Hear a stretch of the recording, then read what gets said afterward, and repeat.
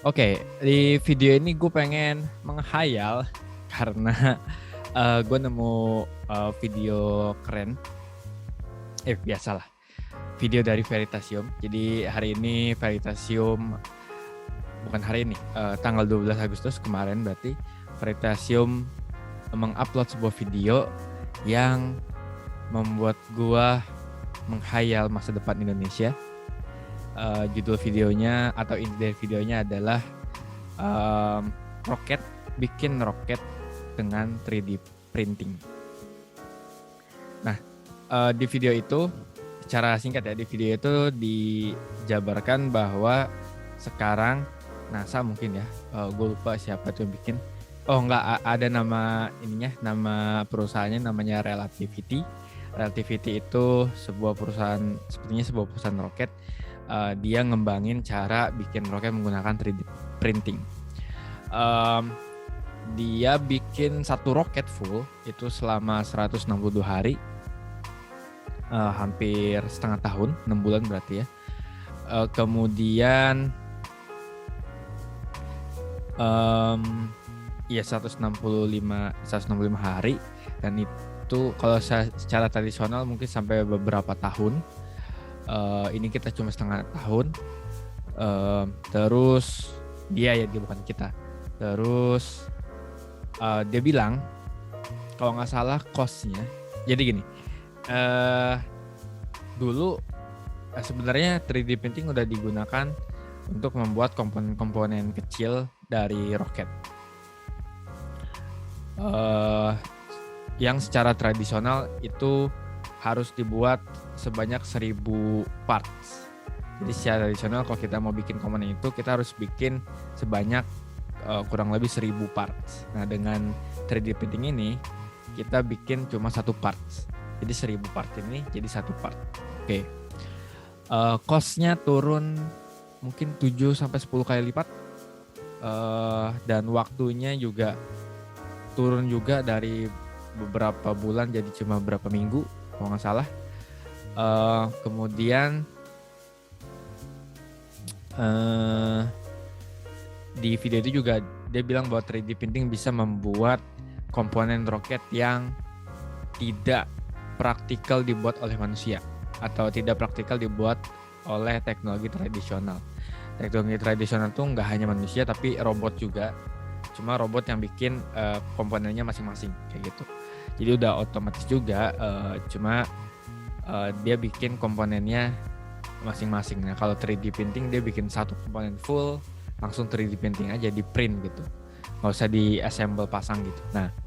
Nah, yang bikin gue menghayal adalah ketika roket tahun ini 2021 itu udah bisa dibikin menggunakan 3D printing. Bayangkan di 2045 Indonesia bikin rumah pakai 3D printing. Bayangin, kalau misalnya bikin roket aja, komponen kecilnya aja itu udah bisa mengurangi cost sampai 10 kali lipat. Bayangin kalau rumah, kita bikin rumah, costnya, harga rumahnya bakal seberapa murah kalau misalnya turun 10 kali lipat. Jadi di masa depan itu lo bikin rumah bisa dengan harga mungkin di bawah 100 juta. Bayangin men, bikin rumah atau beli rumah bahkan di bawah 100 juta dengan teknologi 3D printing.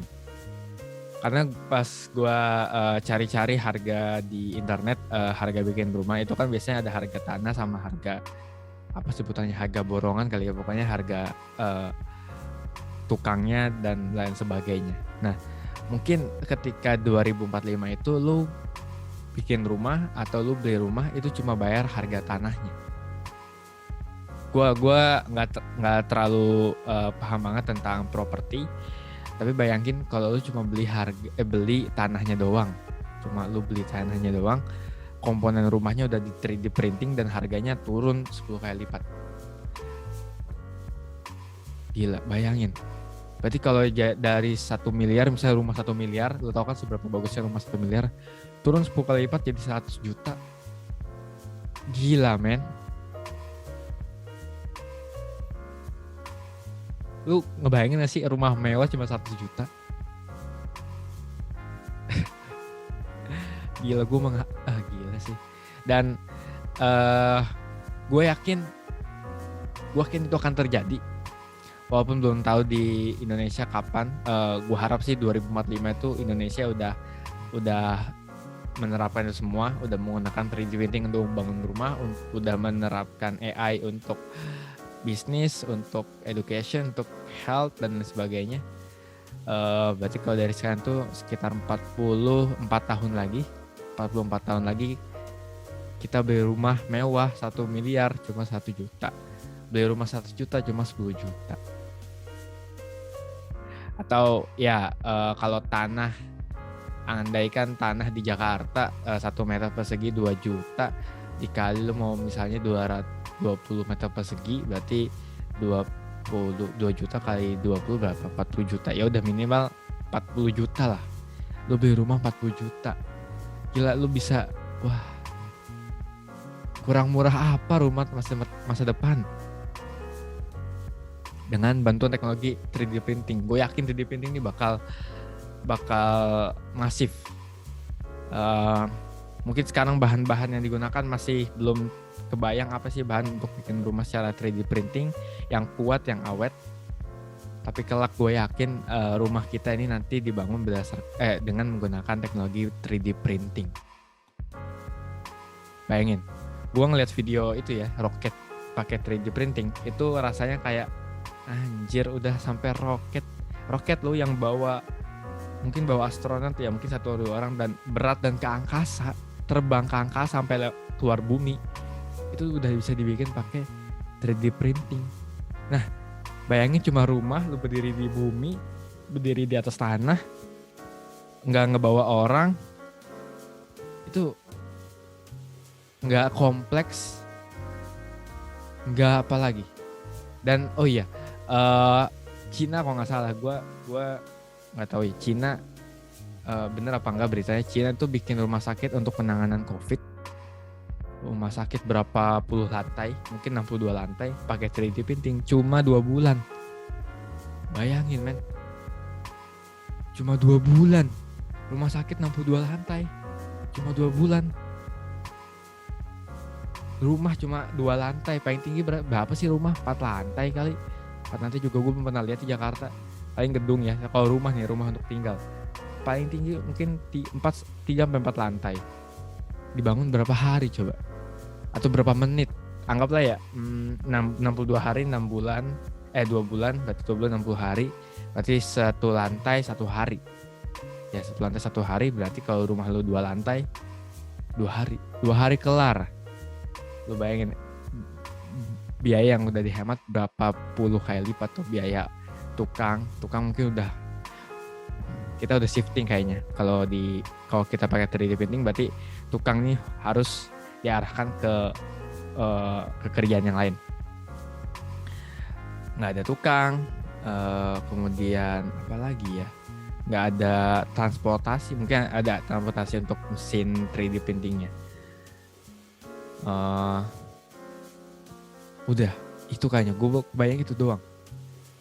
Sama ya udah, biaya lu cuma biaya beli tanah terus itu udah masuk rumah. Gimana biaya beli tanah udah termasuk rumah? Wah gila sih, gue nggak kebayang masa depan akan seperti apa dengan 3D printing, tapi gokil.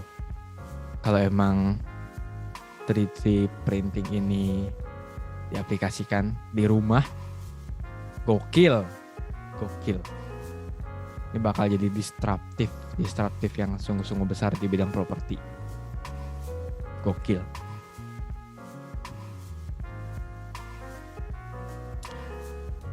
Wah, nggak tahu gue pengen ngomong apa lagi. Kayaknya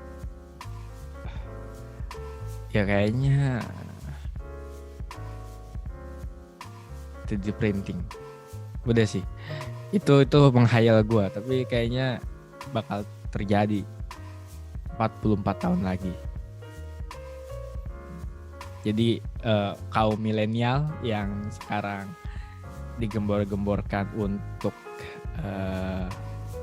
investasi, beli rumah dan lain sebagainya, atau yang dibilang katanya milenial milenial umur 40 tahun nggak punya rumah.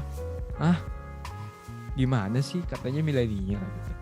Nah dengan 3D printing lu modal tanah misalnya 40 juta atau ya mungkin rumah-rumah yang sedang lah 100 juta gitu udah bisa lu dapetin. Kayaknya rumah besok sih kayaknya di bawah 100 juta sih kalau yang sederhana ya. Gue nggak tahu nih tipe rumah 36 gitu tuh gue apa sih artinya, gue juga ntar gue cari lah. Pokoknya tipe-tipe rumah umum pada umumnya standar gitu itu bisa di bawah 100 juta. Di bawah 100 juta itu beli rumahnya bukan cicilannya, beli rumahnya, dapat rumahnya. Mantap. Kemudian digabung dengan teknologi AI itu nanti 3D printing, bayangin gue ya 3D printing dengan AI disatukan, nanti AI-nya itu akan memprediksi cuaca dan akan merekomendasikan material yang pas, yang kuat di cuaca tersebut. Goks. Bikin rumah goks kayaknya. Murah, awet, berkualitas. Gokil. Oke, segitu aja video singkat tentang menghayal gue. Lagi-lagi gue bukan seorang praktisi 3D printing, bukan seorang praktisi AI juga, bukan praktisi properti juga. Ini semua murni hayalan gue karena gue habis lihat video tentang 3D printing roket yang pakai 3D printing.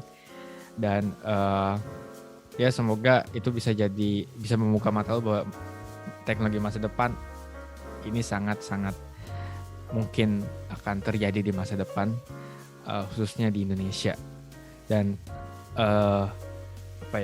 semua hal yang lu nggak kebayang akan sedistraktif apa oleh teknologi ya akan terjadi. Kayak bikin rumah harga semua rumah harga di bawah 100 juta itu bakal terjadi dan bakal murah banget rumah. Itu bakal terjadi. Semua orang bisa punya rumah. Kayak sekarang ada mobil murah, semua orang bisa punya mobil. Besok rumah murah, semua orang bisa punya rumah. Dan konsekuensi negatifnya adalah ya semua orang bikin rumah, lahan jadi dibabat habis, mungkin lingkungan akan semakin rusak. Dan di situ juga kita harus mendistrustif lingkungan, gimana caranya pakai teknologi biar lingkungan tetap terjaga. Oke, itu aja video dari gue. Terima kasih sudah mendengarkan hayalan gue, ocehan gue, dan sampai jumpa di video-video selanjutnya. Thank you.